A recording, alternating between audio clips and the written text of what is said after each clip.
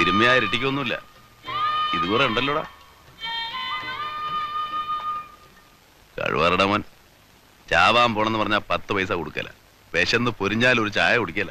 കൂട്ടി വെച്ചോ, ചാവുമ്പോ കൊണ്ടുപോവാ. ഞാൻ പറഞ്ഞില്ലേ ചന്ദ്രേട്ടനോട്, ഒരു വീട് വെക്കണം, അടച്ചുറപ്പുള്ള ഒരു മുറി, ഒരടുക്കള, അത്രയും മതി. വീടൊക്കെ നമുക്ക് പണിയാടാ, സമയാവട്ടെ. സമയം എന്ന് പറഞ്ഞാ രമണിക്ക് 5-ാം മാസമാ. അവൾ ആരാ മോളെന്നറിയോ ചന്ദ്രേട്ടന്? തറ കെട്ടിയ പിന്നെ അവള് ഇനിയിപ്പോ പെരപണില്ലെങ്കിൽ അവള് പണി മുടക്കി കളയോ?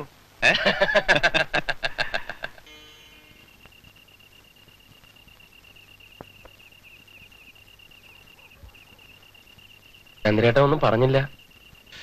ഞാനെന്ത് പറയാനാ? പോയിട്ടുണ്ടെങ്കിൽ വരില്ലേ? 2 ആഴ്ച കഴിഞ്ഞേ വരൂ. അപ്പൊ വണ്ടിയിലാരാ?